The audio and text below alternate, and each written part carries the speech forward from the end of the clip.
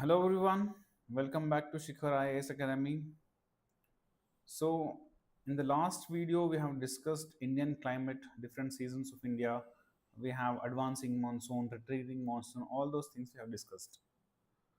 So, in today's lecture, we will discuss the mechanism of Indian monsoon. Then we will also look into a small topic called rainfall variability in India. So, how does monsoon function? So we have a dynamic theory which is based on the movement of the intertropical convergence zone. So what is ITCZ?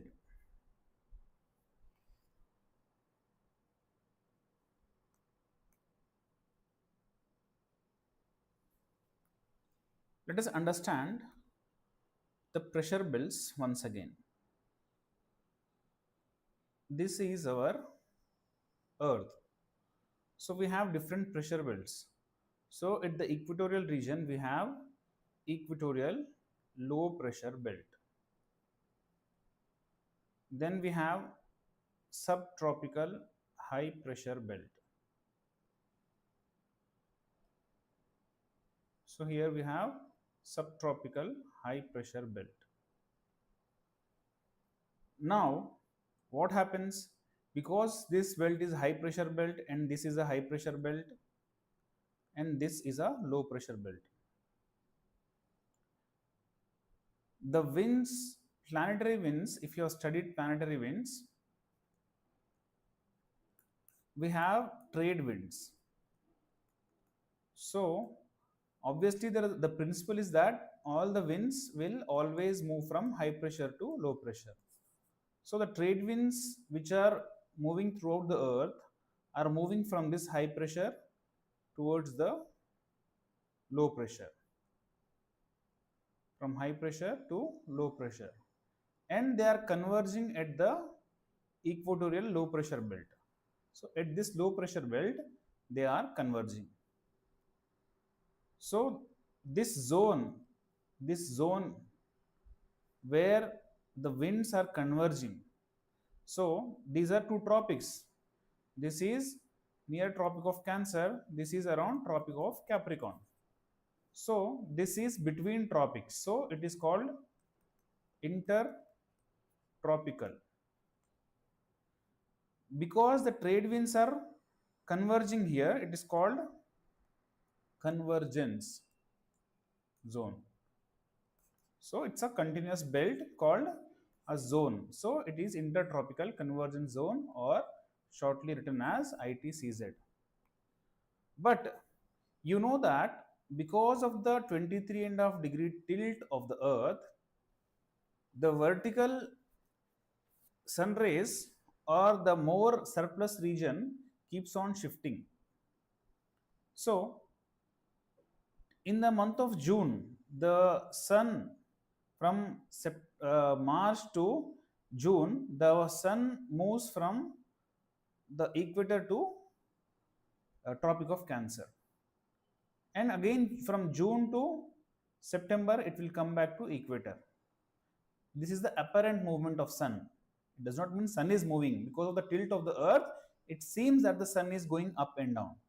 So the sun is moving from equator to Tropic of Cancer from March to June, and from June to September it is again coming towards equator. From September to December it is going towards Tropic of Capricorn. From December to March it is coming back. December to March it is coming back to equator. So in this way the sun is moving. So imagine when the sun is on equator, the low pressure belt is present on the equator. But when the sun has moved to the northern hemisphere region, so the low pressure will also move. Low pressure will also move. Earlier the low pressure was around here, around here.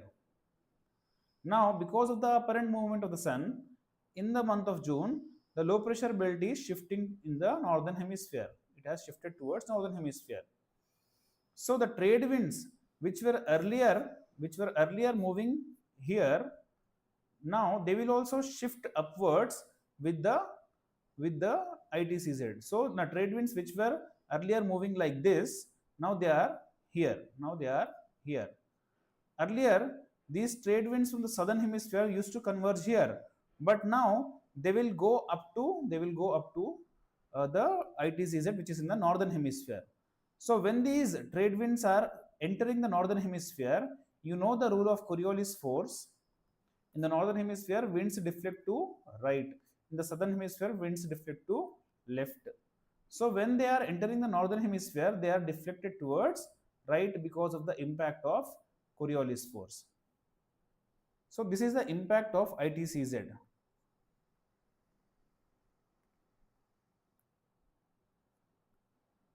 So the trade winds are now converging in the northern hemisphere, and we have India over here. We have India over here. Because of this, these trade winds are they are carrying the moisture on the ocean towards India, causing rainfall. This monsoon is called southwest monsoon, because for India, the winds are coming from the direction of southwest. So if this is north, south, east and west, so winds are coming like this, right? So it is a southwest direction. So this is how the shift of ITCZ is impacting the monsoon. So ITCZ is a low pressure belt near the equator. In summer, it is shifting northward over the Indo-Gangetic plain. So if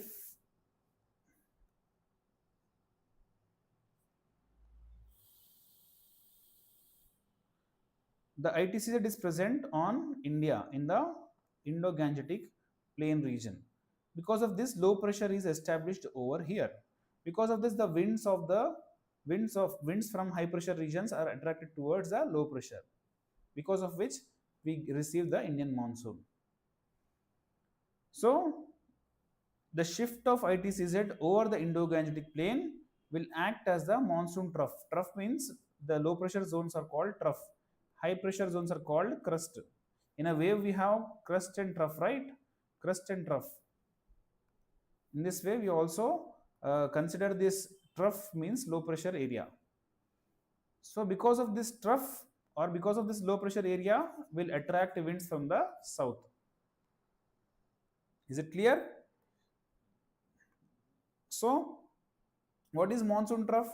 Monsoon trough is the low pressure trough, or it is a continuous or elongated low pressure zone which is established over the Indo-Gangetic plain during the summer. Trough means the region of low pressure. So how is it formed? Now, the monsoon trough established over India is a key feature of the low pressure system created by the intense heating of Indian landmass. How is this low pressure created? Because of the intense heating.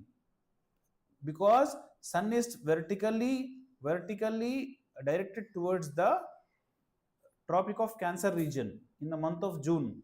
So May month, June, throughout the summer season, starting from March, the sun has entered the northern hemisphere. March, April, May.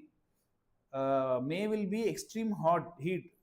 The summers will be extremely hot in the months of May. So because of continuous heating of the landmass because of the summer season, and in June the sun is directly vertically falling on the Tropic of Cancer region. Because of this extreme heating, whenever you heat something, the wind will expand, it will become lighter, it will go up, which will create low pressure. So because of the continuous vertical sun rays which are falling onto the Indian landmass throughout the months of April, May, June, because of that, there is a low pressure system which is established over India, which will attract the monsoonal winds. So how is this monsoonal trough functioning? So it is acting as a attraction center. It is like acting as a magnet for the southwest monsoon winds which are coming from high pressure oceanic areas. So comparatively, we are talking about it's in comparison. Relatively, the winds over the oceans are high pressure regions, whereas the winds over the the region over the Indian landmass is having low pressure, because of which the winds from oceans will move towards India. So how does this trough act? How does this trough move? So monsoon trough, it is not static. So it is shifting. Because of the shifting of the apparent movement of the sun, this trough is also moving. It will move towards Himalayas, Himalayan foothills.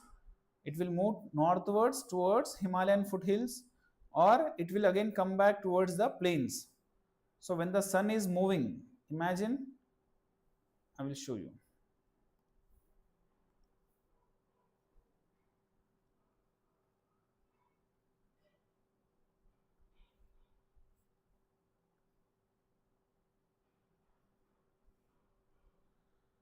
So we have Himalayas over here, Himalayas over here.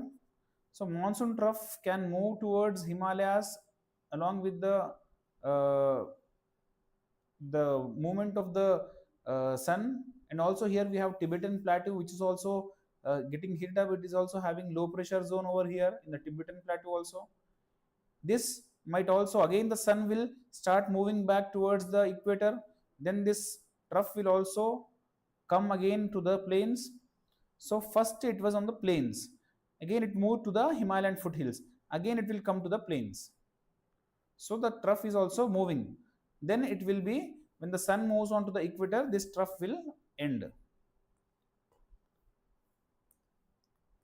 So the northward shift of towards the Himalayan foothills and southward shift on to the plains. So this shifting will also influence the distribution of rainfall. When the trough is in normal position or it is on the plains, northern plains, it will bring widespread rainfall. When it is moving towards Himalayas, there will be a monsoon break over the plains and there is heavy rainfall in Himalayan region. So initially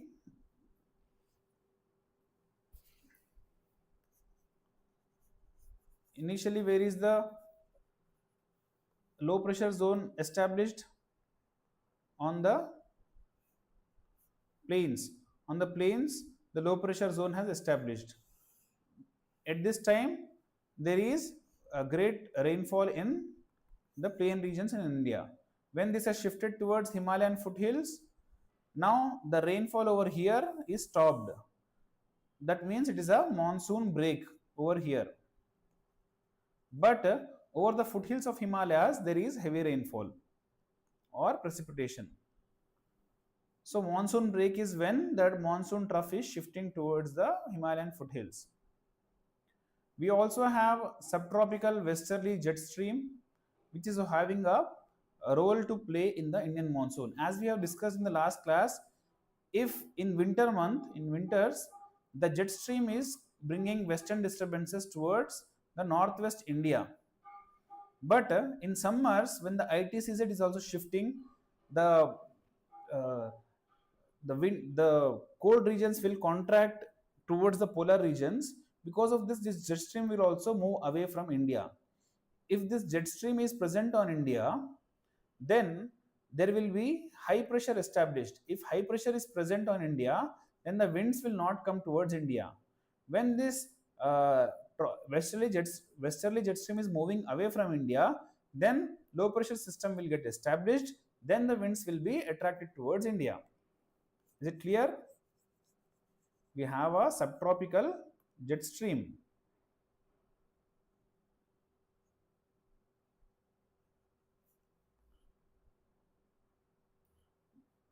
Which is coming towards India.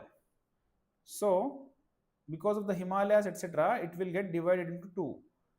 Now when this jet stream is present on India, there will be high pressure. When high pressure is present, winds will not come towards high pressure. But when this jet stream moves away, it will be going beyond India. So now it is not present over India. When it is not present over India, then the low pressure system can get established on India. So the moving away of jet stream is important for monsoon to set in India. So when in the winters, the subtropical jet stream is located south of Himalayas over the northern plains, which is bringing cold, dry winds to the plains. In case of summer, because of the intense heating of the Tibetan plateau, it is creating a strong low pressure zone which is forcing the subtropical jet stream to shift its position towards north of Himalayas. Because of this shift, because of this northward shift of the subtropical jet stream, it is the trigger for the monsoon burst. It will establish the low pressure system because it is removing the high pressure system from the subcontinent, allowing low pressure system to dominate and attract the monsoonal winds. And as the temperatures fall in the season of autumn, Tibetan plateau cools down and low pressure system over the plains again weakens. Then again the jet stream will return back to its normal position. And return of subtropical jet stream will bring again dry subsiding winds, which will denote us that the monsoon is retreating or leaving. So we have different factors which are impacting our monsoon, like we have El Nino and La Nina. So what are these? El Nino, La Nina both are called as El Nino Southern Oscillation, ENSO. What is this? ENSO is a climatic pattern which is fluctuating ocean temperatures, which involves fluctuating ocean temperatures and pressures, atmospheric pressure in the Pacific Ocean, equatorial Pacific Ocean. Means what? If we have North America over here, we have South America here, so we have Asia and some island countries, Australia over here. So this Pacific Ocean, this is the equatorial region. So the phenomena occurring over here in the equatorial Pacific, it will impact the monsoons also. So if you look over this image, here we have this South America. We have South America over here, North America over here. This is the Peru region of South America. Here we have Australia, island nations. Here again we have India. Here we have India. So now what is El Nino? What is La Nina? Here El Nino means the little boy, La Nina means little girl. It is a meaning of the names. But what is El Nino, La Nina? It is because of the changing of the direction of trade winds. So why are they happening? We do not know. In case of El Nino, first let us understand the normal condition. So what is happening in the normal situations? In the normal situations, the trade winds over here will push the waters towards this direction, because the trade winds are like this, right? So these trade winds will push the waters or equator towards this direction. When these winds are pushing these waters, the warm waters of the equator region will get accumulated over this region here. And here we are getting cold oceanic currents, and also upwelling of cold water, because of the water over here is cold. So here will be high pressure, here it will be low pressure. So when in this condition we have monsoon conditions where we have normal rainfall in India, normal rainfall or normal monsoon in India, Australia, these island nations. But in El Nino, what happens is, because of some factors, these trade winds are getting reversed. Because of this, the water is getting pushed away towards this direction. Because of this, the warm water is accumulated in the Peru region and cold water is accumulated over here. So the pressure system is, here it will be low pressure and here it will be high pressure. In such conditions, monsoons will fail in India. Monsoons will fail in India, Australia region.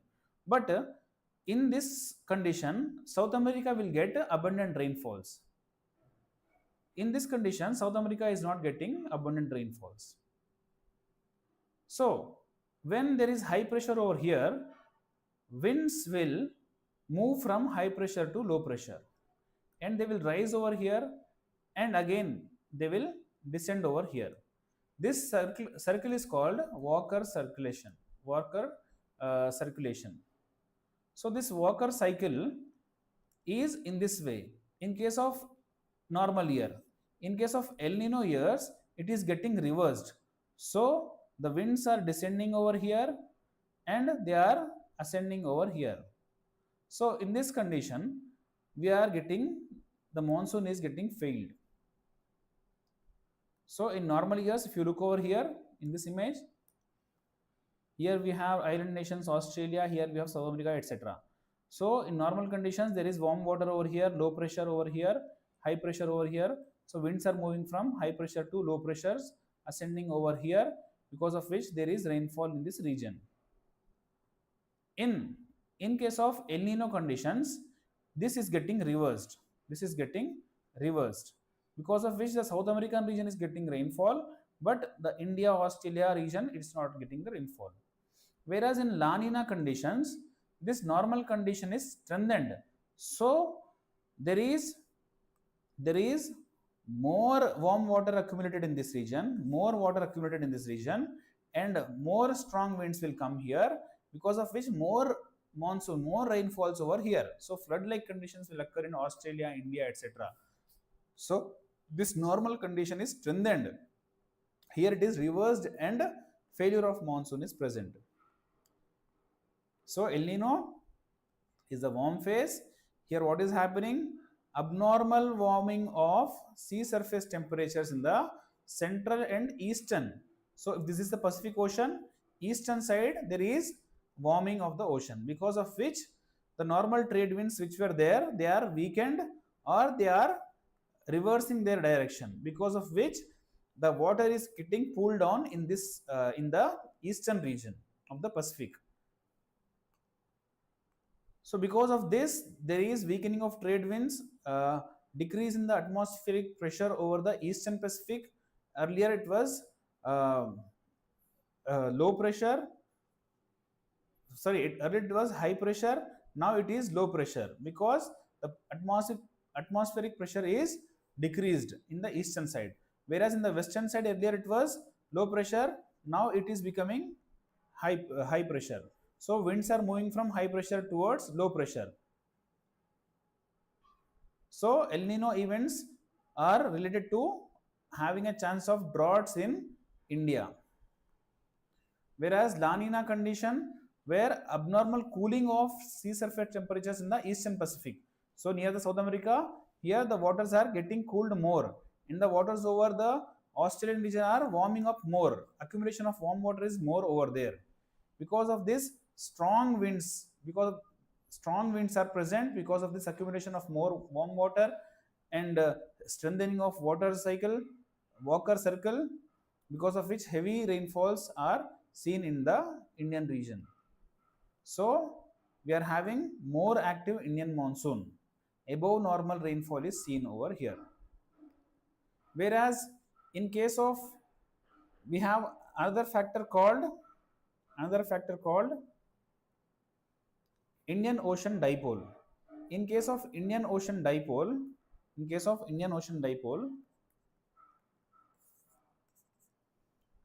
here we are not talking about the Pacific Ocean, we are talking about the Indian Ocean. So the Indian Ocean is also getting warmed and cooled down. So Indian Ocean dipole is a climatic phenomena in the Indian Ocean where we have periodic oscillation of sea surface temperatures. So we have positive phase, negative phase and neutral phase. What is positive IOD? Positive IOD means what? It is warmer than average sea surface temperatures in the Western Indian Ocean.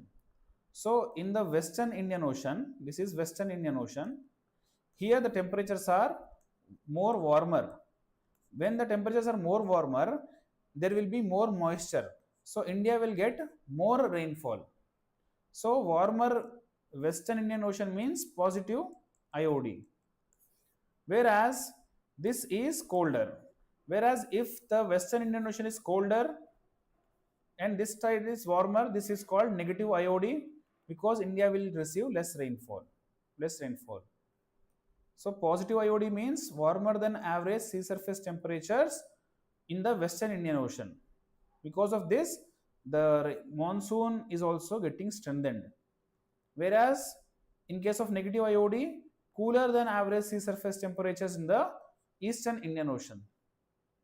In the Western Indian Ocean, and warmer temperatures in the Eastern Indian Ocean. Because of this, the rainfalls are suppressed, causing drought-like conditions. So positive IOD can, imagine if there is El Nino condition. El Nino means India will receive less rainfall. But if we are having positive IOD, then this positive IOD can counterbalance the impact of El Nino and bring normal rainfalls to India. If there is El Nino and negative IOD at a time, then there will be extreme drought-like conditions. If there is La Nina, which will bring good rainfall, La Nina and positive IOD, then there will be flood-like conditions in India. So these are your El Nino and La Nina conditions. Then how is rainfall distributed in India? We have high rainfall regions where we have rainfall above 200 centimeters, medium rainfall regions 100 to 200, low rainfall means 50 to 100, very low rainfall means below 50 centimeters in desert-like regions. High rainfall regions in India are Western Ghats, Sub-Himalayan regions, Northeast regions, Meghalaya hills. We have studied Mosingram, Cherrapunji. They receive more than 11,000 millimeter of rainfall. Assam, Nagaland, Mizoram, all these regions are having high rainfall regions. Medium and low rainfall in the eastern parts of peninsula like Odisha, West Bengal, Bihar. Low rainfall regions are Gujarat, Maharashtra, Rajasthan, Tamil Nadu, etc. Very low regions like Western Rajasthan, where we have desert region, Kutch region of Gujarat, Ladakh region, Ladakh, UT, then rain shadow zones of Western Ghats. If these are Western Ghats, these side of Western Ghats are rainy region, windward regions where we get good rainfall, and this side of Western Ghats is called rain shadow region or leeward side where they will receive less rainfall. So monsoon has economic significance because most of the agriculture depends on the monsoon for the purpose of water, which is important for the food security. It also adds water to the rivers, which is also important for hydroelectricity. Culturally also, monsoon is very important because it saves people from the summer's heat. It brings relief, and our festivals etc. are also connected with the monsoon. Different foods we take, clothing etc. is also related to the monsoon. So socially, culturally, it is related to our traditions, cultures etc. But because of the climate change, we are having unpredictable rainfalls. The intensity of rainfalls are changing, the timings of the monsoons are changing, because of which it is also impacting the agriculture. Sowing seasons, harvesting seasons are also getting impacted because of this. So we have to address these challenges in a sustainable way. We have to build the infrastructure in a way which is climate resilient. We have to have proper water harvesting methods, conservation of water, and how to manage the water resources. We have to diversify our energy resources, reduce carbon emissions, with this only we will reduce the greenhouse gases and global warming. So we have to integrate the climate change adaptation plans into our local governance. So all these are different ways to address these challenges. So with this I will end the video over here.